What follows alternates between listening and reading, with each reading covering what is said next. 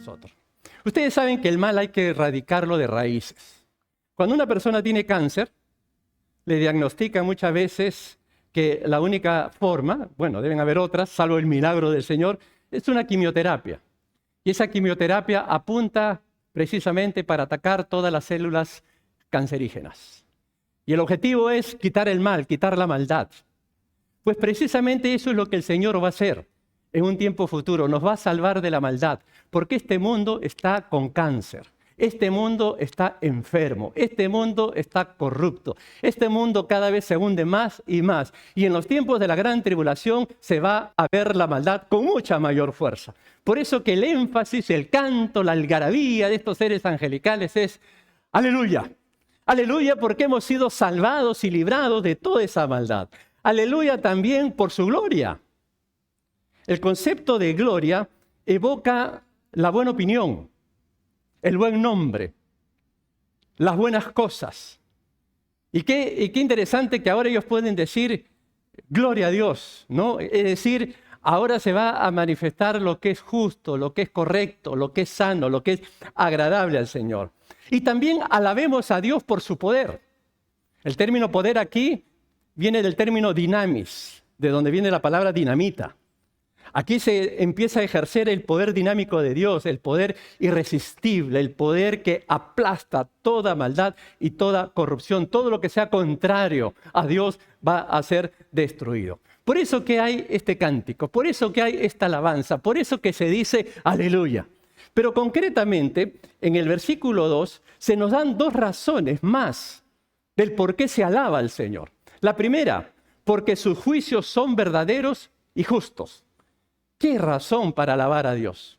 Porque ahora sus juicios se manifestarán y será en justicia, valga la redundancia. Y ese es uno de los énfasis que se va a remarcar cuando Cristo establezca su reino, justicia. Porque vivimos en un tiempo donde el malo saca ventaja, donde el malo sale libre. El malo es inocente. Los inocentes van a la cárcel. Los malos salen libres. El que tiene poder, el que tiene relaciones, el que tiene vínculos, se libra de la justicia. Se habla de que estamos en el mundo de los vivos, ¿no? De los astutos, de los que saben ganarle a la ley, saben hacer la trampa. Por eso que ahora estos seres angelicales se regocijan, cantan, alaban, porque va a llegar el momento en que el Señor va a establecer un reino, pero justo, donde no habrá corrupción. Además de eso, la razón es porque ha juzgado a la gran ramera que ha corrompido la tierra con su fornicación. La gran ramera tiene que ver con Babilonia, con esa ciudad en donde ha surgido toda la idolatría, todo ese rechazo, todo ese materialismo, toda esa fuente de vida que le ofrecen a la humanidad con tal que se alejen de Dios. Ese espíritu de Babilonia es el que justamente se ejerce ante los seres humanos, todos esos encantos, todos esos deleites. ¿Cuál es el propósito? Darle más valor al materialismo, darle más valor a lo superficial, darle más valor a lo pasajero que a Dios.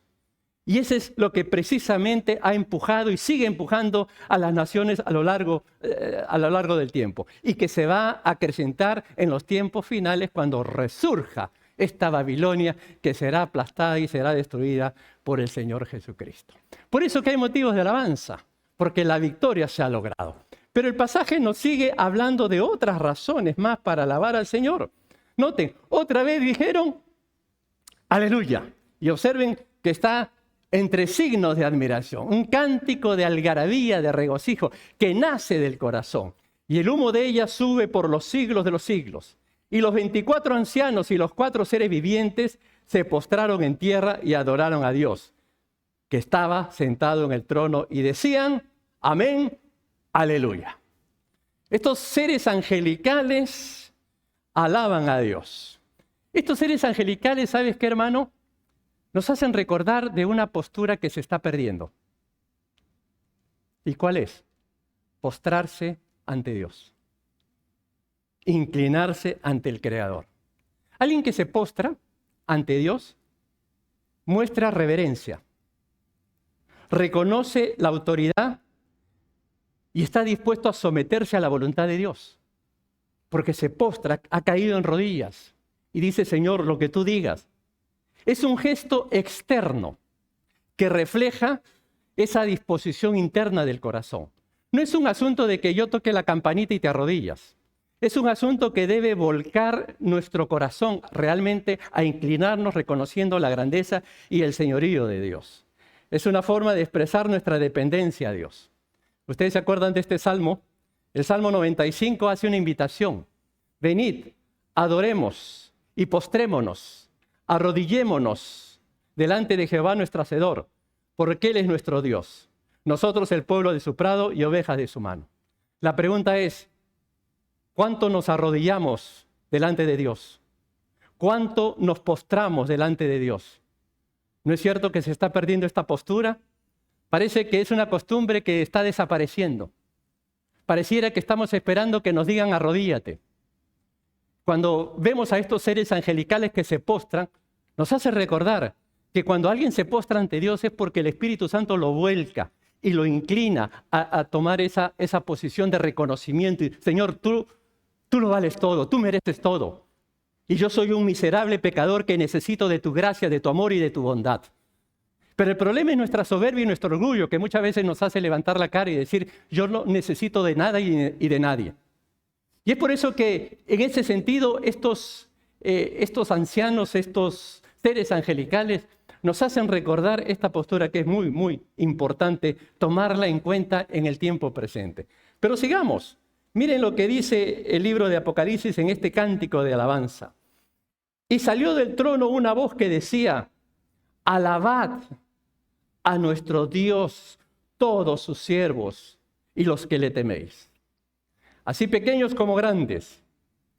Y oí como la voz de una gran multitud, como el estruendo de muchas aguas y como la voz de grandes truenos que decía, aleluya, porque el Señor nuestro Dios Todopoderoso reina. Miren ustedes, aquí hay un llamado, una invitación a alabar a nuestro Dios. Esta idea de alabar a Dios es una idea que habla en su sentido aquí de algo constante, algo perenne. No es que solamente en el servicio de adoración voy a alabar a Dios. Es una actitud que uno lo vive, que uno lo siente, que uno reconoce todos los días de su vida, razones suficientes para alabar a Dios. La pregunta que tendríamos que hacernos en esta mañana es, ¿qué motivos tengo para alabar a Dios? ¿Qué motivos tienes tú, mi querido hermano, que estás aquí presente en este servicio para adorar a Dios? Miren que los salmos nos ayudan a tener idea de por qué alabar a Dios. Uno de los salmos dice así, alaba a Dios. Alaba el nombre de Jehová. Alabad siervos de Jehová. Cuando uno lee estas palabras, uno puede darse cuenta que el sentido de la alabanza está en la persona de Dios. Lo alabo por lo que Él es. Alabad el nombre de Jehová. Mucha gente está acostumbrada a alabar y a hacer fiesta por Dios cuando le va bien, cuando es bendecido, cuando logra el éxito, cuando logra el triunfo, cuando logra el resultado, cuando obtiene la sanidad. Qué bonito, qué fácil es alabar a Dios. Pero aquí la invitación es alabar a Dios en todo momento, es decir, el nombre de Dios.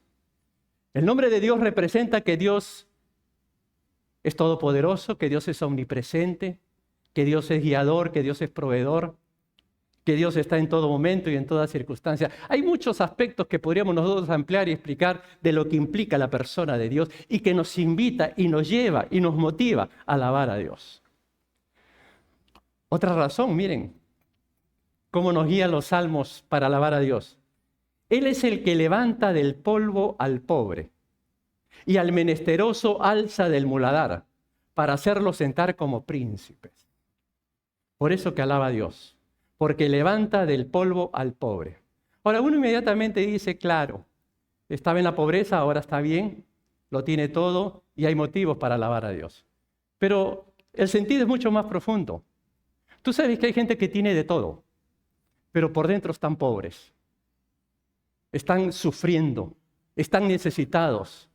No hay riqueza en el mundo que pueda llenar ese vacío. No hay riqueza en el mundo que les pueda dar esa riqueza espiritual que solamente Dios puede llenar y que solamente Dios puede satisfacer. Por eso que el salmista acá dice, yo puedo alabar al Señor porque sé, porque he vivido, porque he experimentado ese realce de haberme considerado ahora como príncipe. Otro motivo para alabar a Dios. Dios se acordó de nosotros. Dios se acuerda de ti. Tú pensarás que Él se ha olvidado de ti, pero no. Él te tiene presente cada momento y cada instante de tu vida. Él no se olvida de nosotros. Por eso que lo alabo. Por eso que me regocijo. Por eso que hay un cántico de alegría y de regocijo ante su presencia. Bendecirá a los que teman a Jehová, a pequeños y a grandes. Los salmos nos siguen dando ideas para alabar a Dios. Amo a Jehová. ¿Sabes por qué? Porque ha oído mi voz. Porque ha oído mis súplicas. Un creyente, una persona que ha tenido un encuentro con Dios, ha experimentado el hecho de que Dios escucha su oración. Habla con Dios y se ha dado cuenta que Dios oye, que Dios responde. Y que no siempre Dios responde a nuestro favor. Muchas veces nos va a dar la contra, pero Dios responde.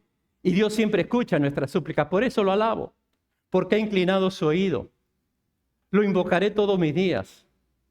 Cuando me rodearon ligaduras de muerte, cuando estaba en angustia, cuando estaba en dolor, yo invoqué a Jehová y Él me oyó. Él libró mi alma. Clemente es Jehová y justo.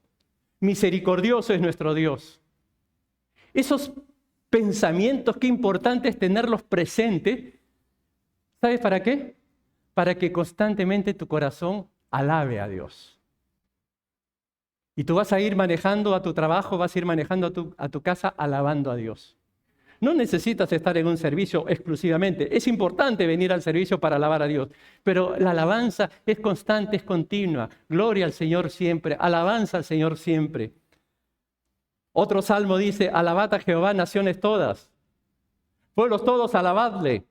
Porque ha engrandecido sobre nosotros su misericordia. Y la fidelidad de Jehová es para siempre.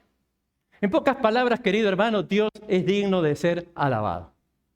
Pero el libro de Apocalipsis nos llama la atención que dice algo así como una orden, podríamos llamar, siervos y los que teméis, alaben a Dios. Todos los siervos y los que le temen, alaben a Dios. ¿Sabes qué te enseña esto? Que no cualquiera puede alabar a Dios. Por eso que algunos no pueden alabar a Dios. Una, porque no se consideran sus siervos, no se consideran sus hijos. Otro, porque no le temen. ¿Sabes qué significa temer aquí? Darle a Él primer lugar, prioridad. Son aquellos que creen que a Dios se le ama con todo el corazón, con toda su alma y con todas sus fuerzas. El que alaba a Dios es porque le sirve y porque le teme, porque le tiene como prioridad. Por eso que cuando yo veo esta invitación a todos sus siervos y a todos los que temen, yo me hago la pregunta y se las lanzo a ustedes esta mañana. ¿Qué motivos tenemos para alabar a Dios? ¿Se te viene a la mente algo, alguna idea? ¿Se te viene a la mente alguna experiencia, algún concepto? Permíteme hacer otra pregunta, ya que aparece la palabra siervos. Dice que los siervos deben alabar a Dios. La pregunta que cae por su propio peso es, tú como creyente, como hijo de Dios, ¿en qué sirves al Señor? ¿Le sirves en algo? Todos sus siervos. Acá como que da por sentado que todo seguidor de Cristo es un siervo. Que todo aquel que ha reconocido a Jesús como Señor y Salvador y que está siguiendo las pisadas de Cristo, se tiene que considerar un siervo. Y permite avanzar un poquito más, permíteme una preguntita mucho más profunda. Yo no sé si a ti te ha pasado de haberle preguntado a un joven o a un niño, ¿qué quieres ser tú cuando seas grande? ¿Cuáles son las respuestas? Yo quiero ser abogado, porque he escuchado que los abogados ganan mucho dinero. Yo quiero ser médico. ¿Qué otra profesión hay que da plata? ¿Bombero? No. Mecánico, ¿no? Aquí los mecánicos ganan mucho dinero. Yo quiero ser mecánico. Pero yo te pregunto, ¿tú has escuchado a alguien que te diga, yo quisiera estudiar, prepararme en una universidad para servir al Señor? Yo ya no escucho eso. Que alguien te diga, tengo la vocación, quiero dedicar mi vida, quiero estudiar exclusivamente para servir al Señor. Algunos serán médicos, algunos serán profesionales a buena hora, pero otros pueden ser siervos de Dios, dedicados exclusivamente al servicio del Señor, y para eso hay que tener vocación. Y quizás es la oportunidad, hermano, para darnos cuenta de la gran necesidad que tenemos de orar para que el Señor levante jóvenes con vocación. Nosotros ya los viejos, los tíos, como dicen algunos, ya estamos cerrando la carrera, pero que Dios empiece a tocar el corazón de jóvenes, de muchachos, que vean como vocación de su vida servir al Señor. Pero cuando oren, oren con propiedad y con sentido. No te vaya a pasar lo que le pasó a una pareja de amigos. Una pareja de amigos formaban parte de un comité de misiones. Por si acaso son de otro país, son peruanos. No son ninguno de acá. Y oraban, decían, Señor, levanta misioneros. Necesitamos misioneros que vayan a diferentes partes, que sirvan al Señor. Y después de tanto orar, su hija le dice, papá, yo quisiera ser misionera. Pero hijita, piénsalo bien. Vas a sufrir. Mira lo que te va a pasar, mira todo lo que le pasa a los misioneros. ¿Y para qué estuvo orando el hombre? ¿No era que estaba orando por un misionero? El Señor le contestó la oración. Pero se dan cuenta, queremos que hayan misioneros, pero que no sean los de mi familia, que no otros que lo hagan otros, ¿no? Pero mis hijos, mi gente cercana, no. Por eso, mi hermano, qué importante es orar al Señor, que Dios levante jóvenes con vocación. Hombres y mujeres que tengan esa vocación, que lo vean como el sentido de su vida. Pues bien, dice aquí, aleluya, vengan, alabemos al Señor. Y agrega en el versículo, ahí al final en el versículo 6, porque el Señor nuestro Dios Todopoderoso reina. Es decir, ya empezó a dar, diríamos, ejercicio, función de su reinado, de ese reinado que todos esperamos. Pues bien, esto forma parte de la alabanza. Alabemos al Señor. Hay muchos motivos para alabar al Señor. Hay una invitación para que todos los que son siervos, para que todos los que temen alaben al Señor. En otras palabras, para todos los seguidores de Cristo. Ahora a continuación, veamos lo que nos enseña, lo que nos habla sobre las bodas del Cordero. Noten ustedes que empiezan con palabras de regocijo, gozo y alegría. Gocémonos y alegrémonos y démosle gloria. ¿Por qué? Porque han llegado las bodas del Cordero. Y su esposa se ha preparado.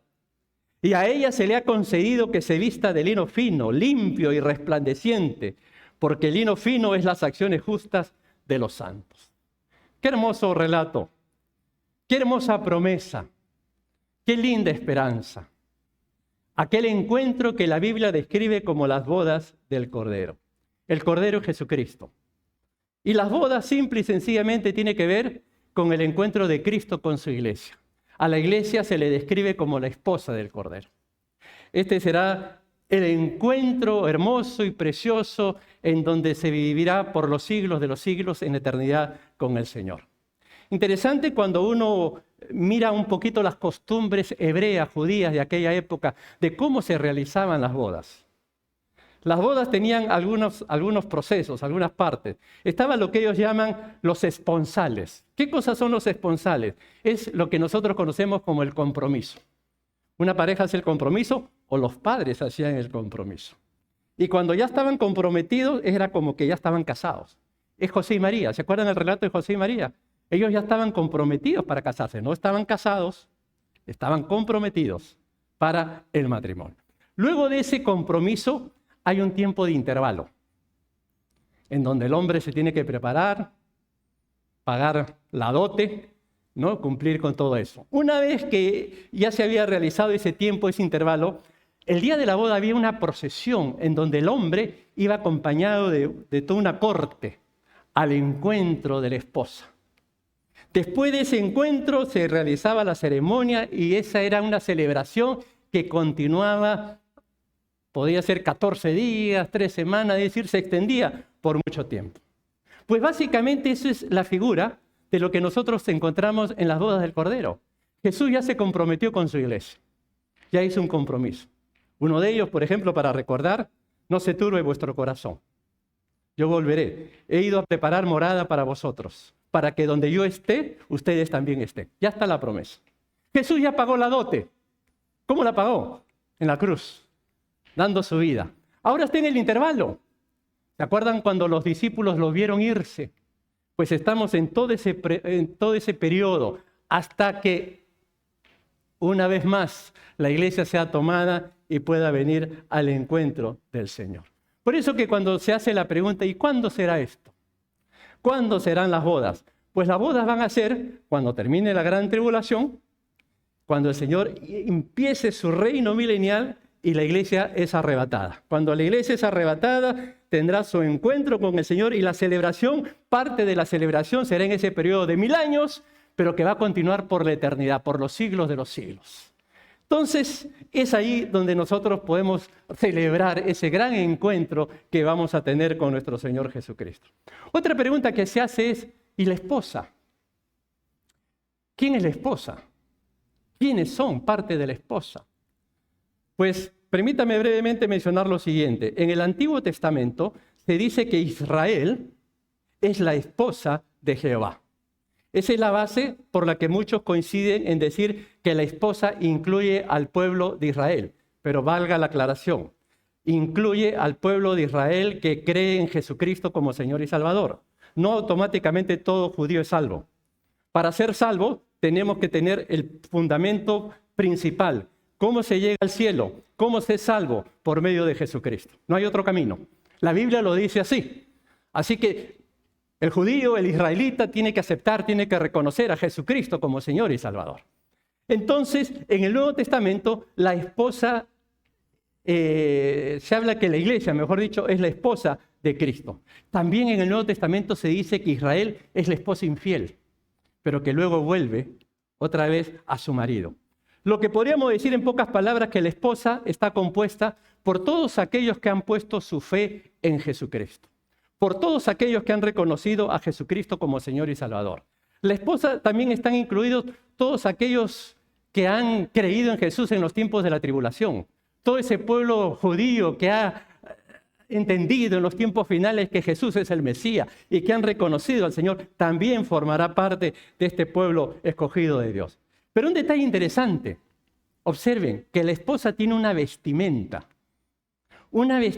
que, como dice allí, es de lino fino, limpio y resplandeciente.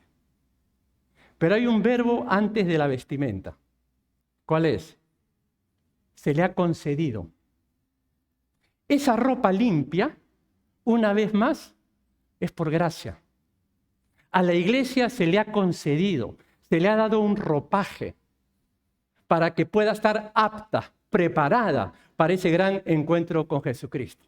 Hasta el final nosotros vemos una vez más cómo se manifiesta la gracia de Dios. Es Dios quien concede las vestimentas, es Dios quien nos capacita, es Dios quien nos abre el camino para que nosotros podamos llegar a la presencia de Dios y disfrutar de estas bodas que se manifestarán en el tiempo futuro.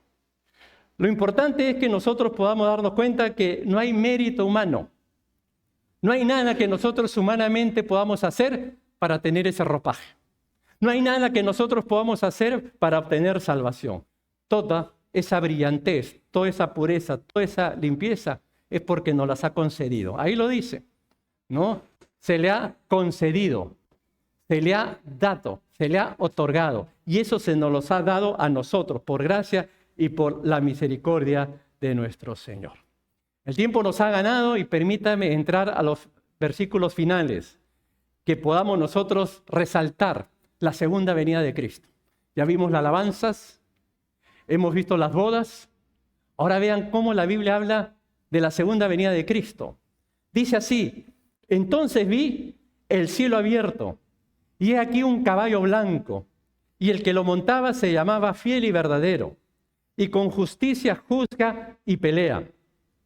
Sus ojos eran como llama de fuego, y había en su cabeza muchas diademas, y tenía un nombre escrito que ninguno conocía sino él mismo.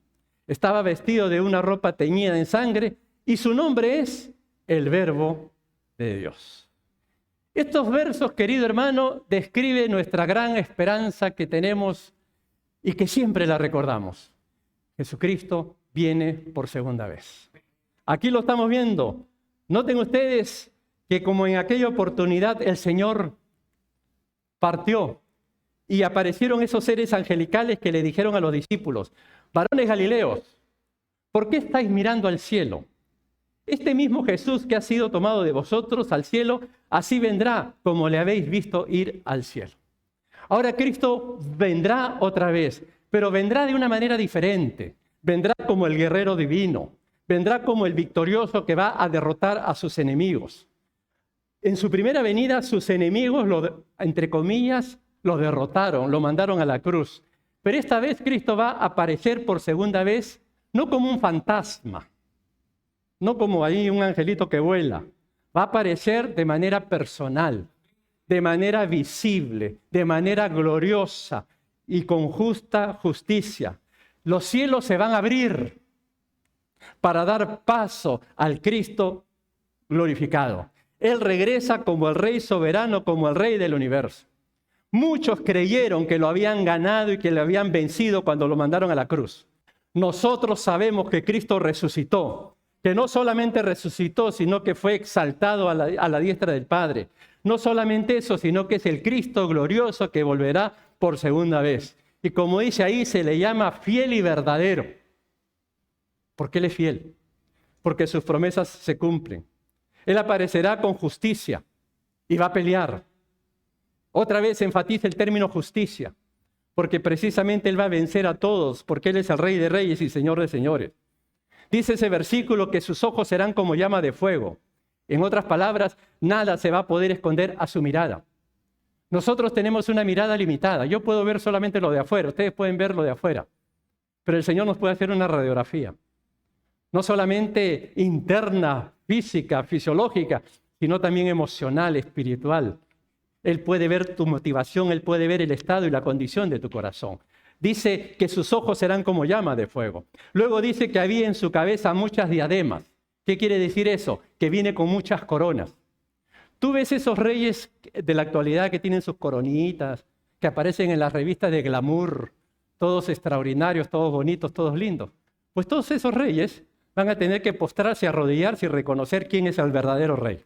Quién es el soberano, quién es el único. Y ese es nuestro rey soberano.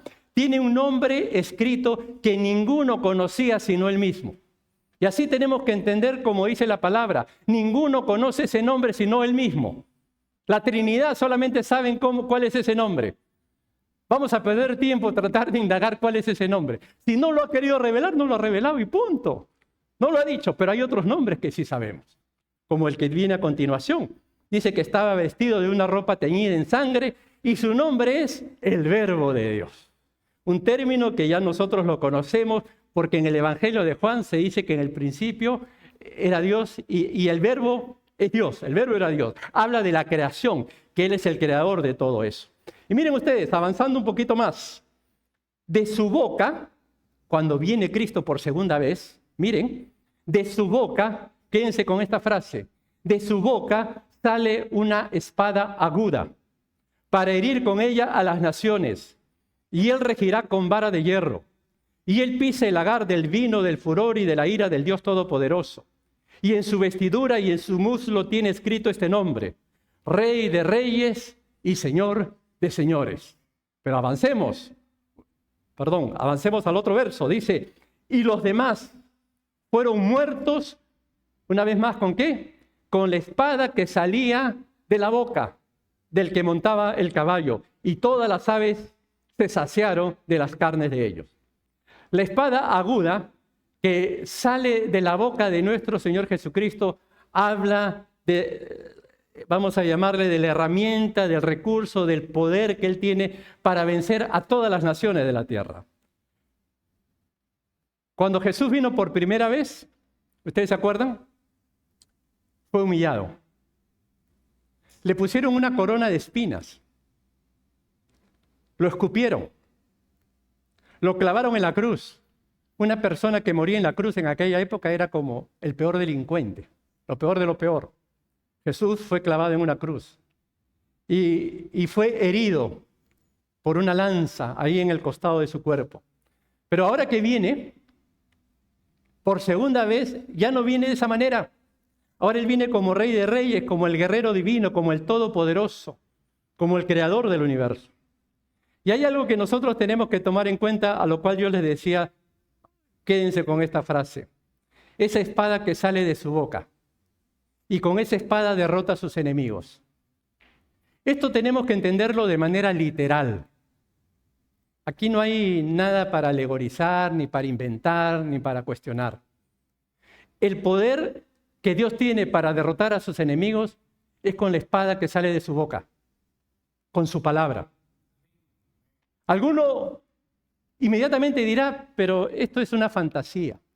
¿Cómo Jesús va a derrotar a ejércitos que tienen armamento bélico, que se maneja de forma extraordinaria para matar y eliminar naciones? Cuando se habla, por ejemplo, de bombas atómicas y todo lo demás. ¿Y Jesús con una espadita que sale de su boca va a derrotar todo eso? Pues sí, créelo. ¿Y sabes por qué? Porque es bueno recordar que este universo se creó con su palabra. Él creó los cielos y la tierra por medio de su palabra. La Biblia dice que este mundo se está sustentando por medio de su palabra. Ejemplo, ¿te acuerdas cuando estaban en esa barca y los discípulos estaban asustados y hubo una gran tormenta y el mar se puso bravo? Él despierta y le dice al mar y al viento, calla. Y todo se tranquiliza. Porque Él ordena la naturaleza. Él puede tranquilamente decirle a un cerro, destrúyete, y se destruye. Él puede abrir los mares. Él puede de la nada crear. Él es el creador del cielo y de la tierra. ¿Y con qué lo hace? Con el poder de su palabra. De esa forma va a derrotar a todos. Y de esa forma va a establecer su juicio. Cuando vinieron a Jesús a tomarlo prisionero, ¿se acuerdan la escena? Y le preguntaron, ¿quién eres? Él dijo, yo soy. ¿Y qué pasó? Aquellos que estaban viniendo a tomarle preso se cayeron. ¿Y por qué se cayeron? Porque escucharon su palabra. La palabra del yo soy, la palabra del Creador.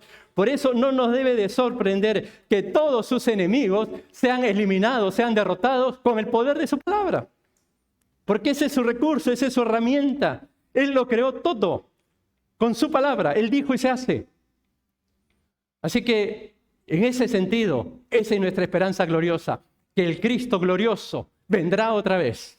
Establecerá su reino y derrotará al mundo entero que se ha opuesto a Él con el poder de su palabra y establecerá su justicia. Para terminar, ¿qué lecciones nos deja este capítulo para nosotros el día de hoy? Estas son profecías de hechos que van a ocurrir en el futuro. Pero creo que para nosotros es muy importante encontrar lecciones, enseñanzas. Permítanme dejarles 4. La primera de ellas, creo que aquí encontramos un llamado a alabar y adorar a Dios. Esto es una característica que distingue al creyente, al Hijo de Dios. ¿Hay en tu corazón alabanza? ¿Hay en tu corazón ganas de adorar a Dios? Y esto no es un ritual. Esto es el resultado de una experiencia espiritual. Esto es porque amas a Dios, conoces a Dios, disfrutas de Dios. Y cuando tú disfrutas de algo, de alguien, cantas, lo cuentas, presumes. El que está enamorado de alguien presume, esta es mi novia, ¿no? Esta es mi esposa, y quiere que todo el mundo la conozca. Pues quien conoce al Señor y lo ama, presume de Él, y quiere darlo a conocer, y quiere mostrarlo, y quiere que lo vean, y quiere darlo a conocer. Esa es una de las experiencias que debe caracterizar a todo creyente. El sentido de alabar y de adorar al Señor. En segundo lugar, la segunda lección que podemos nosotros encontrar aquí es que aquí podemos reconocer la autoridad y el señorío de Jesucristo sobre nuestras vidas. Jesucristo es el Señor. Y por lo tanto, mi hermano, recordemos, que toca postrarnos ante Él. Toca arrodillarnos ante Él. Esto no debe hacerse por fuerza. No es cuestión que yo les diga ahora a ustedes, arrodíllense. Eso puede sonar artificial, forzado, impuesto. Pero creo que es importante que cuando uno tiene al Señor, como Dios, como el que manda, como a quien hay que darle cuenta de todo, uno se va a postrar. Uno va a darse cuenta de sus limitaciones, de su necesidad que tiene y que lo único que le queda es reconocer la grandeza y el señorío del Señor. En tercer lugar, si somos iglesia, entre paréntesis, la esposa del Cordero, estamos desafiados a vivir vidas que reflejen esa pureza, manteniéndonos fieles a Cristo y buscando su perdón y su transformación siempre. Si somos iglesia, siempre vamos a buscar eso. Nos vamos a preparar. Son cosas que Él nos ha concedido. Y una de las cosas primarias que Él nos ha concedido es su misericordia, su perdón y la limpieza de nuestros pecados, que nos permite entrar a su presencia. Y por último, la última lección que nos deja este capítulo. La espada que sale de la boca de Cristo representa la palabra de Dios. Nos enseña sobre el poder de la palabra en nuestras vidas y cómo debemos de confiar en las Escrituras como una herramienta espiritual y efectiva. Dios quiera que al ver la eficacia que tiene la palabra de Dios, nosotros en el día de hoy más que nunca, la leamos y meditemos en ella. No de forma esporádica, no una vez a la semana, sino que podamos darnos cuenta que la necesitamos. Hay cosas que cuando uno no hace en el día, al final se da cuenta que algo le falta. Lo más común, si tú no has desayunado, o no has almorzado, o no has cenado, te vas a dar cuenta, ¿no? Al final del día que algo pasa. No he comido, no tienes hambre. Las personas que están acostumbradas a ir al gimnasio, a hacer ejercicios todos los días, un día que no van, sienten que algo les falta, ¿no? Como pesados, como que algo no han hecho. Pues querido hermano, ojalá que nos ocurra lo mismo cuando llegue al final del día y no has leído la palabra. Que te des cuenta, algo me falta, algo no he hecho, algo necesito. Y eso es cuando uno realmente se hace dependiente de la palabra de Dios. Llegamos a ese punto, estamos en ese nivel, que Dios nos ayude, porque he allí la eficacia para el fortalecimiento de nuestra vida espiritual. El que podamos ser asiduos lectores, meditando, reflexionando, estudiando la palabra de Dios.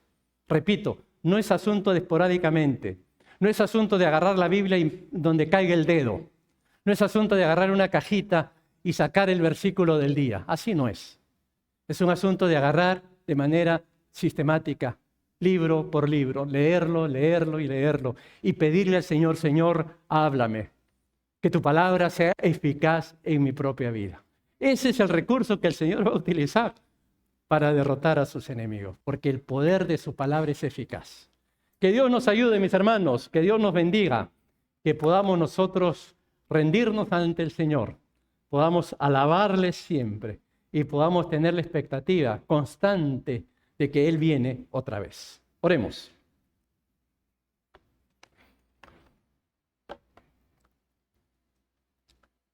Padre, esta palabra tuya nos invita a regocijarnos porque sabemos que el triunfo es seguro. Ayúdanos, Señor, mientras estamos en este tiempo, a esperar confiadamente, a esperar sabiendo, Padre, que tú eres el que ha de manifestar el orden, que ha de manifestar tu justicia y la salvación. Ayúdanos, Señor, a velar. Ayúdanos, Señor, a alabarte. Ayúdanos, Señor, a reconocer el señorío tuyo en nuestras vidas. Guarda nuestros corazones, ya que nos has dado estas vestimentas. Guárdanos, Señor, para que nuestro corazón y nuestras vidas se mantengan limpias para aquel encuentro, para aquellas bodas que vamos a celebrar para estar contigo por la eternidad. Bendícenos. Y si hay alguien, Señor, que está en sus batallas y en sus luchas y en sus aflicciones, te pido en el nombre de Jesús que con el poder de tu palabra tú tú lo bendigas y tú lo levantes. Padre, a ti sea honor y gloria en los méritos de Cristo Jesús. Amén.